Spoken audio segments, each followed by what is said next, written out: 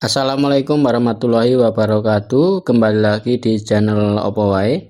Seperti pada video sebelumnya, saya sudah berjanji akan membahas mengenai soal-soal SKD untuk menghadapi CPNS tahun anggaran 2021.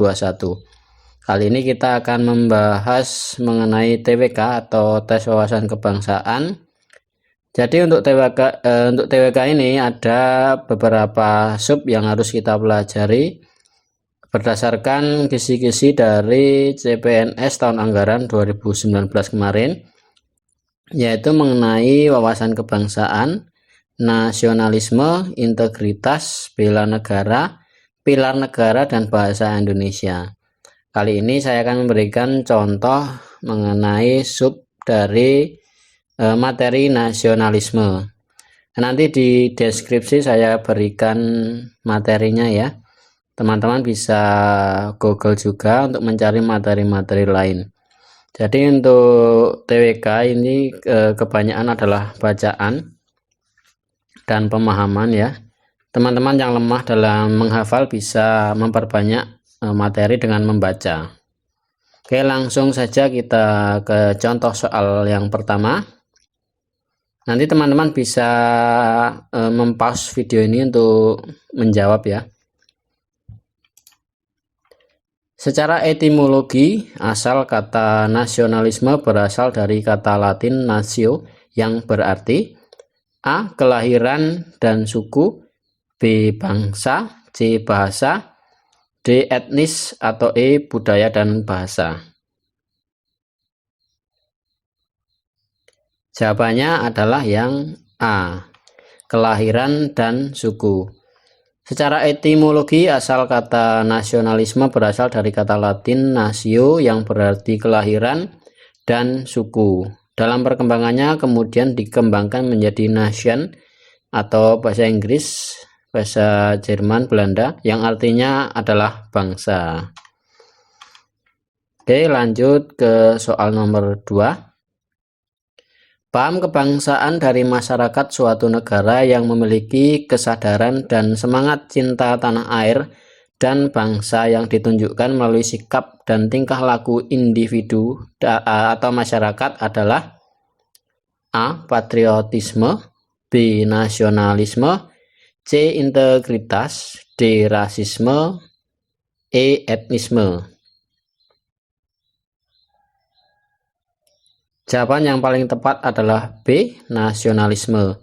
Pengertian nasionalisme adalah paham kebangsaan dari masyarakat suatu negara yang memiliki kesadaran dan semangat cinta tanah air dan bangsa yang ditunjukkan melalui sikap dan tingkah laku individu atau masyarakat. Jadi kuncinya adalah cinta tanah air. Teman-teman biasanya tertukar antara pengertian patriotisme dan nasionalisme. Patriotisme itu lebih ke membela secara fisik ya. Kalau nasionalisme itu lebih ke cinta tanah air. Jadi nanti kalau di soal ada kata-kata rela berkorban, itu biasanya masuknya ke patriotisme. Lanjut.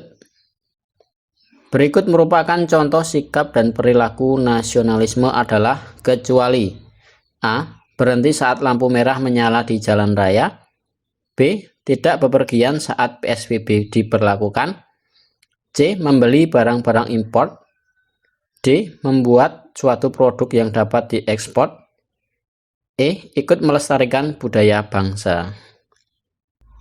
Jawaban yang paling tepat adalah yang C. Ini yang kecuali ya. Jadi membeli barang-barang impor itu tidak termasuk dalam sikap dan perilaku nasionalisme. Beberapa contoh sikap dan perilaku nasionalisme adalah mematuhi aturan yang berlaku seperti tadi berhenti saat lampu merah menyala, kemudian mematuhi hukum negara, kemudian melestarikan budaya Indonesia, menciptakan dan mencintai produk dalam negeri sendiri, kemudian bersedia melakukan aksi nyata membela, mempertahankan dan memajukan negara, dan lain-lain ya. Oke, selanjutnya. Nasionalis terdiri dari 5 jenis. Salah satunya adalah nasionalisme Yakobin. yaitu A. Nasionalisme yang demokratis tetapi doktriner dan fanatik terhadap bangsa lain. B. Nasionalisme yang mendasarkan pandangannya bahwa setiap bangsa berhak memperjuangkan kesejahteraan bangsanya berdasarkan caranya sendiri. C.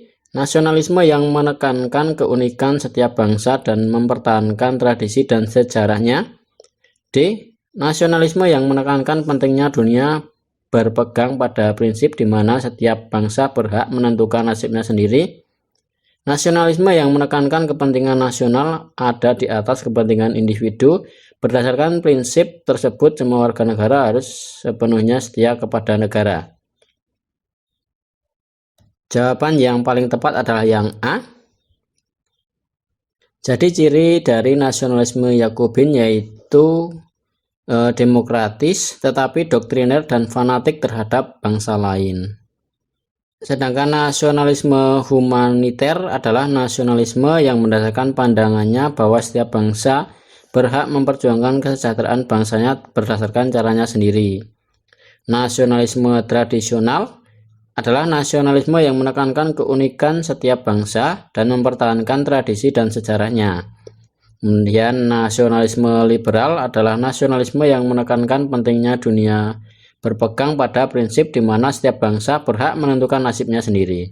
Yang terakhir, nasionalisme integral adalah nasionalisme yang menekankan kepentingan nasional ada di atas kepentingan individu. Kemudian nomor 5, berikut merupakan bentuk nasionalisme kecuali: A. Nasionalisme kewarganegaraan. B. Nasionalisme etnis. C. Nasionalisme romantik. D. Nasionalisme agama. Atau E. Nasionalisme kesatuan. Jawabannya adalah yang E. Nasionalisme kesatuan. Jadi bentuk nasionalisme itu ada nasionalisme kewarganegaraan, etnis, romantik, budaya, kenegaraan, dan agama. Selanjutnya, semangat nasionalisme dalam negara kebangsaan dijiwai oleh 5 prinsip nasionalisme, yakni: A. Kesatuan, kebebasan, kesamaan, kepribadian, identitas, dan prestasi. B. Manusia, wilayah, kebebasan, demokrasi, dan kesatuan. C. Ekonomi, budaya, etnis, kepribadian, dan prestasi. D. Kesatuan, hukum, kesamaan, kepribadian, dan keadilan. Atau E. Keadilan, demokrasi, kesamaan, kepribadian, dan budaya. Jawabannya adalah yang A. Semangat nasionalisme dalam negara kebangsaan dijiwai oleh 5 prinsip nasionalisme: kesatuan atau unity, kebebasan, kesamaan, kepribadian dan identitas, kemudian yang terakhir adalah prestasi. Lanjut nomor 7. 3 titik sejarah penting pertumbuhan dan perkembangan nasionalisme di Indonesia adalah kebangkitan nasional, Sumpah Pemuda, dan Proklamasi Kemerdekaan. Kebangkitan nasional yang ditandai dengan berdirinya organisasi: A. Sarekat Islam. B. Budi Utomo. C. Perhimpunan Indonesia. D. Putri Mardika. Atau E. Indies Party. Jawabannya adalah yang B, yaitu Budi Utomo. Kebangkitan nasional yang ditandai dengan berdirinya organisasi Budi Utomo pada tahun 1908 merupakan titik lahirnya ide atau gagasan tentang nasionalisme Indonesia. Kemudian selanjutnya, terdapat faktor pendorong nasionalisme di Indonesia, yaitu ada faktor eksternal dan internal. Berikut yang merupakan faktor pendorong internal nasionalisme di Indonesia kecuali: A. Kejayaan bangsa Indonesia sebelum kedatangan bangsa Barat di bawah kerajaan Sriwijaya, Mataram, dan Majapahit. B. Penderitaan rakyat akibat politik drainage atau pengerukan kekayaan. C. Terbentuknya negara-negara baru yang merupakan hasil dari munculnya nasionalisme di daerah Asia dan Afrika. D. Adanya diskriminasi rasial. E. Munculnya golongan terpelajar pada awal abad ke-20 ketika diterapkan politik etis oleh kolonial. Ya, ini jawabannya adalah yang C. Jadi yang C adalah faktor eksternalnya. Ada 4 faktor internal nasionalisme Indonesia. Yang pertama itu kejayaan bangsa Indonesia sebelum kedatangan bangsa Barat. Kemudian penderitaan rakyat akibat politik drainase, adanya diskriminasi rasial, dan munculnya golongan terpelajar. Oke, lanjut. Satu hal penting adalah bahwa nasionalisme di Indonesia tidaklah sama dengan nasionalisme yang lahir dan berkembang di Eropa. Hal ini dikemukakan oleh I.R. Soekarno pada sebuah artikel yang berjudul A. Nasionalisme, Islamisme, dan Marxisme. B. Nationalism of Indonesian. C. Differential of Nationalism. D. Europe and Indonesian Nationalism. Atau E. Islamisme and Differential Nationalism. Jawabannya adalah yang A. Nasionalisme, Islamisme, dan Marxisme. Satu hal yang juga penting adalah bahwa nasionalisme Indonesia tidaklah sama dengan nasionalisme yang lahir di Eropa. Dalam artikelnya yang berjudul Nasionalisme, Islamisme, dan Marxisme tahun 1926. Jadi nasionalisme Eropa ialah nasionalisme yang bersifat menyerang atau nasionalisme yang mengejar keperluan sendiri, berbeda dengan nasionalisme yang berkembang di Indonesia. Sedangkan nasionalisme Indonesia menurut Bung Karno mengatakan bahwa nasionalisme yang berperi kemanusiaan yang tidak menginginkan eksploitasi atau menindas bangsa lain. Oke, lanjut. Organisasi Budi Utomo berdiri di Jakarta pada tanggal 20 Mei 1908.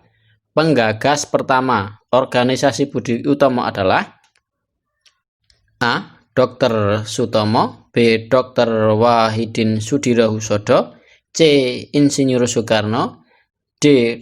Dr. Andes Haji Muhammad Hatta, atau E. Tirto Kusumo. Jawaban yang paling tepat adalah yang B. Dr. Wahidin Sudirohusodo. Jadi hati-hati teman-teman untuk soal ini, biasanya banyak yang salah. Itu antara pendiri dan penggagas itu berbeda ya. Jadi gagasan pertama pembentukan Budi Utomo itu berasal dari Dr. Wahidin Sudirohusodo, seorang dokter Jawa dari Surakarta. Sedangkan pendirinya itu adalah Dr. Sutomo. Ya, itulah beberapa soal nasionalisme. Saya berikan 10 soal dulu agar teman-teman itu tidak jenuh. Kemudian selanjutnya kita nanti akan mungkin belajar TIU dulu atau TKP ya, agar teman-teman tidak bosan. Tentunya kalau kita bahas TWK terus kan bosan pastinya ya. Kemudian silakan teman-teman untuk bergabung di grup Telegram CPNS Formasi tahun 2021 untuk saling bertukar pikiran atau saling membahas soal ya. Jadi cukup sekian dulu pembahasan kita kali ini, semoga bermanfaat. Sekian, assalamualaikum warahmatullahi wabarakatuh.